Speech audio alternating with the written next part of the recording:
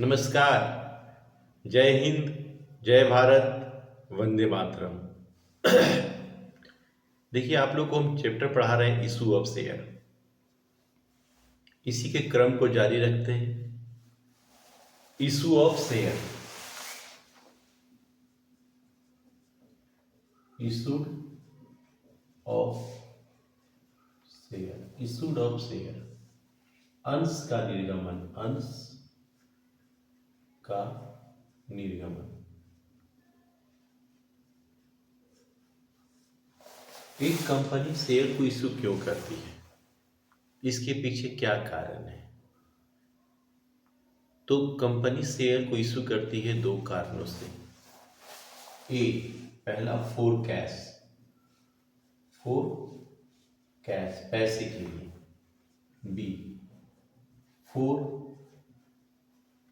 For consideration.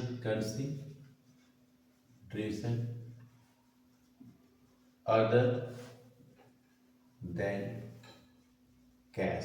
Other than cash. Company दो कारण से शेयर को इशू करती है। एक तो पैसे के लिए, कैश के लिए, या दूसरा अन्य पैसे के अलावा अन्य कार्य के लिए भी हो सकता है, जो आगे चल के बतलाएंगे। आज हम बतलाने जा रहे हैं फॉर कैश के लिए। Share issued for cash. Share issued for cash. अगर कंपनी शेयर इशू करती है कैश के लिए, तो कंपनी क्या करती है, अगर इच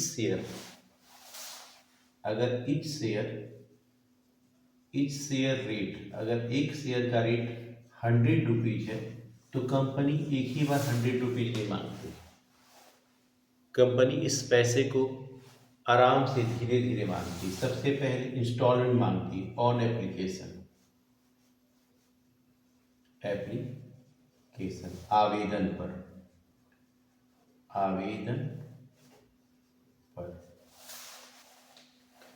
कंपनी क्या करती है, शेयर इशू करती है तो अपना इसके लिए प्रोस्पेक्टस निकालती है, प्रोस्पेक्टस इशू करती है। प्रोस्पेक्टस क्या होता है, कंपनी से रिलेटेड सारी इंफॉर्मेशन को जनता के सामने प्रस्तुत किया जाता है।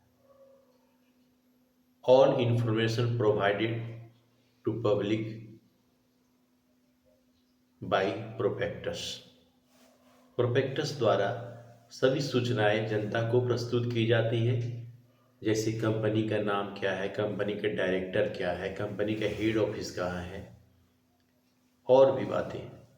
कंपनी कितनी शेयर इशू कर रही है, कंपनी का शेयर का रेट क्या है, ये सारी बातें इशू करती है। कंपनी कितने इंस्टॉलमेंट में पैसा मांगेगी, कितने रेट से मांगेगी, ये सारी चीज़ इन्फॉर्मेशन पब्लिक के सामने प्रस्तुत किया जाता है और पब्लिक को इनवाइट किया जाता है कि आइए आप हमारी कंपनी का शेयर खरीदिए। तो कंपनी प्रोस्पेक्टस को देखती है, जनता कंपनी द्वारा इशू की गई प्रोस्पेक्टस को देखती है और वो शेयर खरीदने की इच्छा अगर रखती है तो अपने आवेदन देती है। एप्लीकेशन फॉर्म को भरती है और एप्लीकेशन का जो रेट तय है उस रेट से कंपनी को पैसा भेजा जाता है। तो एप्लीकेशन का रेट क्या है कि जो फेस वैल्यू है शेयर का, उससे 5% से कम नहीं होना चाहिए और सेविंग इसे 25%, नॉट लेस देन 25%, 25% से कम नहीं होनी चाहिए। सेबी द्वारा यह निर्धारित किया गया है। तो कंपनी पब्लिक से पहले एप्लीकेशन का पैसा मांगती है। पब्लिक द्वारा जब एप्लीकेशन पैसा मांग लिया जाए, 10 रुपीज मांगेगी। इसके बाद कंपनी क्या करती है, जब कंपनी को एप्लीकेशन का पैसा मिल जाता है तो एक कंपनी के अकाउंट में, बैंक अकाउंट में जाता है, कंपनी के पास नहीं जाता है, कंपनी के बैंक अकाउंट में ये पैसा जाता है एप्लीकेशन का। और इस पैसे को कंपनी तब तक यूज नहीं कर सकती है जब तक कि ये शेयर जनता को अलाउड नहीं कर दे। तो कंपनी को जो एप्लीकेशन का पैसा मिला है वो कंपनी का बैंक अकाउंट में ही जमा रहेगा। जब कंपनी को एप्लीकेशन का पैसा मिल जाता है तो कंपनी फिर अलॉटमेंट का पैसा मांगती है। ऑन अलॉटमेंट, अलॉटमेंट में मान लीजिए 20 रुपीज या 30 रुपीज जो भी ये प्रोस्पेक्टस में लिखा हो रहा है उस रेट से मांगा जाता है आवंटन पर। उसके बाद पहला बार पैसा मांगा जाता है तो on first call, first call मान लीजिए इसमें भी 30 रुपीज है, 40 रुपीज। प्रथम याचना पर, प्रथम याचना पर। इसके बाद on second and final call, final call. द्वितीय एवं अंतिम याचना, अंतिम याचना।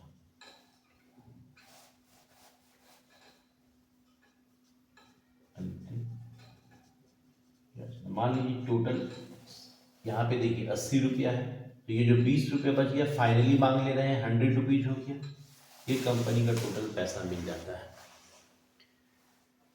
कंपनी को बार बार पैसा कंपनी मांगती है और पब्लिक कंपनी को पैसा देती है, तो इसके ट्रांजैक्शन के लिए कंपनी जर्नल एंट्री रखती है। ये जर्नल एंट्री कैसे होता है ध्यान दीजिएगा।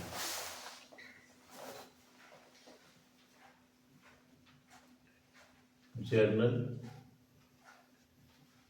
Entries in the books of company. पहला, if share application money, share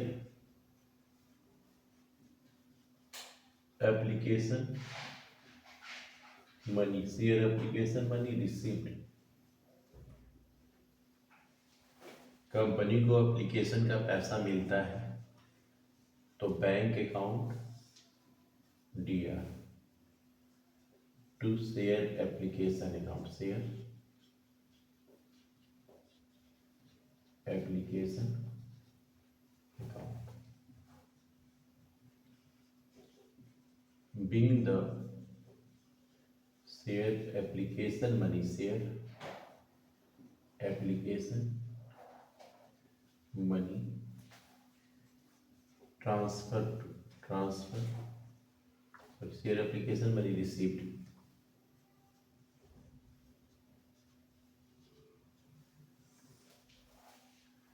फिर से बता रहे हैं, कंपनी को एप्लीकेशन का पैसा मिलता है तो कंपनी के बैंक अकाउंट में जमा हो जाता है। इस पैसे को कंपनी तब तक यूज नहीं कर सकती जब तक ये पब्लिक को शेयर अलाउड नहीं कर देती। अब आइए, if share application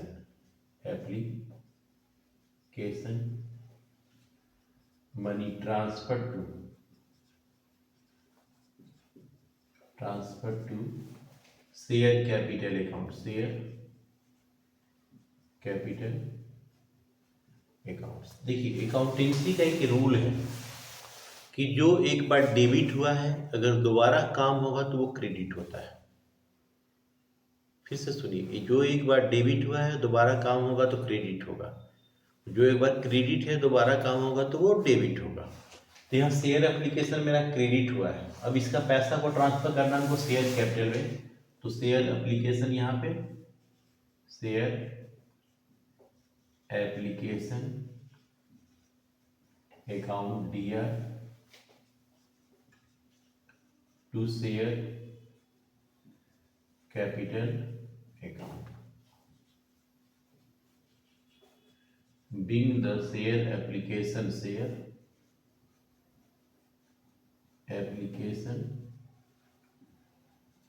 money transfer to share capital account. तीसरा, if share allotment money due.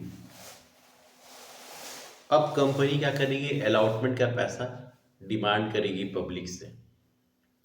अगर प्रोस्पेक्टस में पहले से तय है कि अलॉटमेंट का रेट ये है, तो उसी रेट से कंपनी क्या करेगी, अलॉटमेंट का पैसा मांगेगी।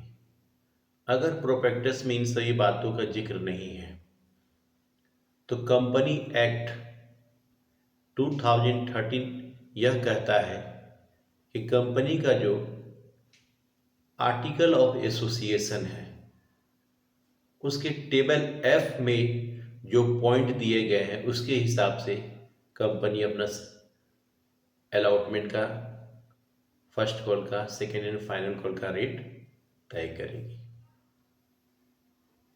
तो मान लिया जाए अभी अलॉटमेंट का पैसा ड्यू होता है तो क्या एंट्री होता है, share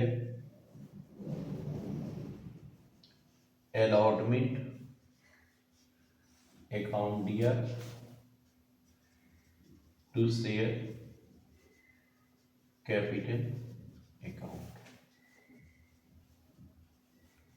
being the share allotment money due, share allotment money due, if share allotment money received, due के बाद रिसीव होता है। यहाँ देखिए शेयर अलॉटमेंट क्या हुआ, डेबिट हुआ, अब इसका पैसा मिलेगा तो वो क्रेडिट हो जाएगा। तो bank account dear to share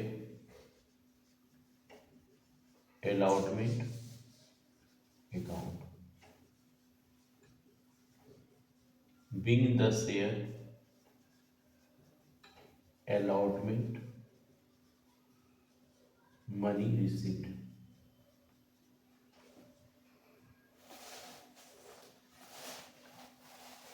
ये अलॉटमेंट का एंट्री होगा। अब ध्यान दीजिएगा, first call and second call का भी एंट्री सेम होगा, same to same. If share first call money due, share first call money due, कुछ नहीं, यहाँ शेयर अलॉटमेंट है, इसके जगह शेयर फर्स्ट कॉल हो जाएगा, बाकी सब सेम उसी तरह होगा। Share first call account dear to share capital account, being the share first call money due, if share first call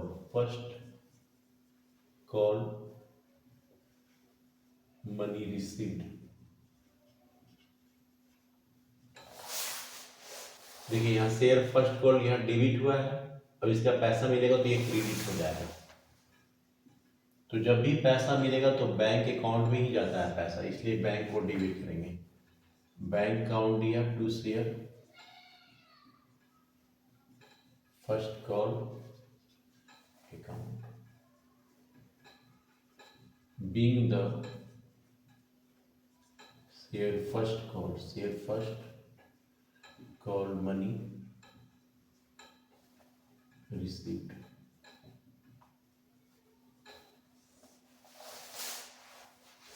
अब आता है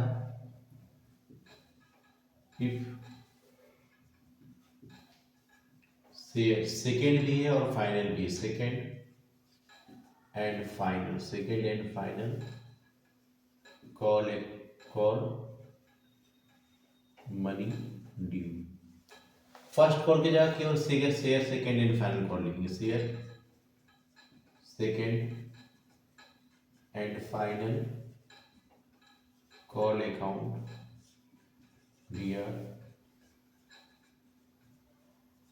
share capital account,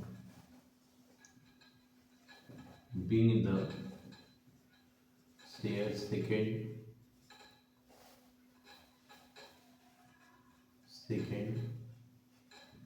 and final call money due.